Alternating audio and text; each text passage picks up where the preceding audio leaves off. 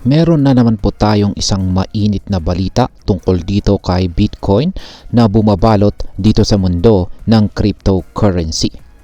Yan, sapagkat si Bitcoin matapos po ang ilang araw ng kanyang pagbaba sa presyo ay muling bumangon at ngayon ay tinatarget na po niya ang presyong $100,000. Ayan, totoo nga ba talaga ito? Ano po ang mga indikasyon na maaring umabot si Bitcoin sa ganitong presyo?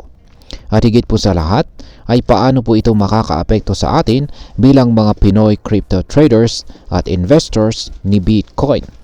At ayan po ang siyang ating pag-uusapan sa video na ito. Pero bago po tayo magpatuloy ay pakibasa na lamang po ang disclaimer dito sa ibaba ng ating screen.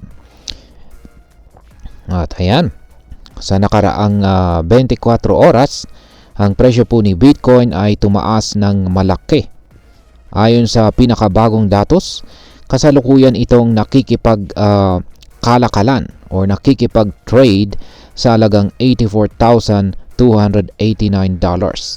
Bagaman ay bumaba po ito ng 3.5% noong nakaraang linggo at may kabuang 9.4% na pagbaba sa nakalipas na 30 days or 30 araw. Ngayon ay tila bumabawi ito at nagpapakita ng malakas na momentum pataas or isang bullish momentum. Ayan. Ayon po sa isang analyst mula sa TradingView ay napansin niya ang isang makapangyarihang one-day candle. Ayan, isang one-day candle na nabawi ang mga nawalang halaga ni Bitcoin sa loob ng nakalipas na 3 araw. Bukod pa rito, ang Relative Strength Index or RSI ay nagpapahiwatig na may posibilidad na tumaas pa ang presyo ni Bitcoin. Ngayon ay ano naman ang mga hadlang or mga resistance na pipigil sa pag-akyat ni Bitcoin? Ayan. Hindi po basta-basta na makakabalik itong si Bitcoin sa presyong $100,000 dahil may isa pong mahalagang hadlang. At ito po ay ang resistance trend line na nagsimula pa noong January 20 matapos marating ni Bitcoin ang kanyang all-time high sa presyong $110,000. Ang trend line na ito ay kasabay ng 50-day moving average or MA50. At ito na ang ikalimang beses na sinusubukan ni Bitcoin na lampasan ito. Kung magtatagumpay po si Bitcoin sa pagbasag sa resistance level na ito, maaaring magbigay po ito ng senyales ng mas matagalang bullish trend. Ayon po sa technical analysis, ang susunod na target price ay malapit po sa $100,000 kung saan ay matatagpuan sa resistance zone nitong February. Kaya ayan po yung ibinahagi na chart dito ni Bitcoin. Ayan. Isa po itong daily chart time frame.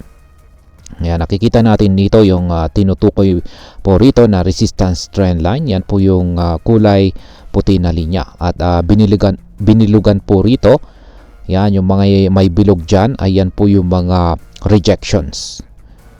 Ayan, at yan po yung binabantayan natin kung mababasag ba ito or hindi. Ngayon ay ano naman po ang ginagawa ng mga Bitcoin whales sa ngayon. Ayan. Isa pang positibong senyales para kay Bitcoin ay ang kumpiyansa ng mga tinatawag na whales. Ito po yung mga malalaking investors na may hawak ng libu-libong Bitcoin. Ayon po sa datos mula sa Sentiment, yan, as of March 31, ay meron pong 1,993 na wallets na nag-hold ng 1,000 hanggang 10,000 na Bitcoin. Ito po ang pinakamataas na bilang ng whale wallets mula noong December 2024. Sa loob lamang ng 5 linggo, dumagdag ng 50 or 50 bagong whale wallets na nangangahulugang 2.6% na pagtaas. Ngayon ay ano naman ang ibig sabihin nito? Kapag mas marami pong whales ang nag-iipon ng Bitcoin, bumababa ang supply nito sa market. At ayon po sa law of supply and demand, kapag lumiit ang supply ngunit mataas ang demand, may posibilidad na tumaas ang presyo. Kaya yan. Ngayon ay ano naman po ang sinasabi ng exchange net flows. Bukod po sa pagtaas ng whale wallets, ang datos mula sa exchange net flows ay nagpapakita rin ng bullish sentiment o positibong pananaw sa market. Sa loob po ng huling 24 oras, bumaba ng 37.55% ang net flow ni Bitcoin sa mga exchanges. Ibig sabihin, mas marami pong traders ang naglalabas ng kanilang Bitcoin mula sa mga exchanges na karaniwang indikasyon na iniingatan nila ito imbes na ibenta. Ayan.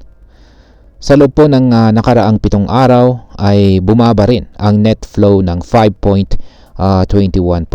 Patunay po na patuloy ang trend ng pag-withdraw ng Bitcoin mula sa mga exchanges.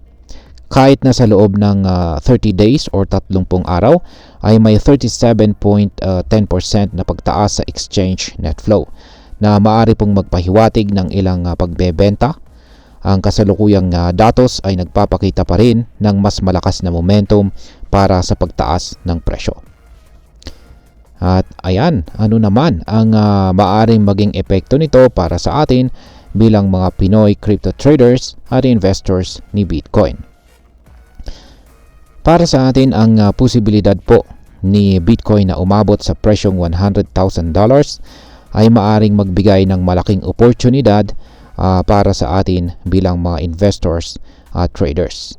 Una, kung meron po tayong Bitcoin holdings, maaring ito na ang tamang panahon upang pag-isipan natin kung maghuhudol pa tayo o kung magbebenta sa isang magandang presyo. Pangalawa, para po sa mga nagpaplanong pumasok pa lamang dito sa crypto, dapat maging maingat po tayo at maalam sa mga technical indicators bago po tayo mag-invest. Dahil volatile po ang crypto market, hindi natin masasabi kung kailan eksaktong magtatagal ang bullish trend na ito. Pangatlo, ang pagtaas po ni Bitcoin ay maaring magdulot din ng positibong epekto sa iba pang mga cryptocurrencies. Karaniwan, kapag bullish po si Bitcoin, nakakatak nito pataas ang buong crypto market. Kaya magandang obserbahan din ang iba pang mga altcoins kung makikinabang sila sa trend na ito.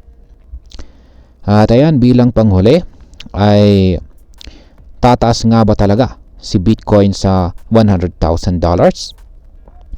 Masasabi ko rito is maraming positibong senyales na maaring umabot si Bitcoin sa target na $100,000. Ngunit dapat po nating tandaan na marami pong bagay ang nakakaapekto sa galaw ng presyo nito. Mula po sa global market trends, regulation at galaw ng mga malalaking investors. Kung isa ka pong crypto investor, ang pinakamainam na patuloy na ang pinakamainam po ay patuloy po tayong maging updated sa market trends at gumamit po tayo ng tamang risk management strategies. Tandaan po natin, ang crypto trading ay may mataas na rewards, pero may kaakibat rin itong risk. At ayan, hanggang dito na lamang po tayo sa video na ito mga ka-crypto. Marami pong salamat sa panonood. Ingat po tayo lagi at God bless po sa ating lahat.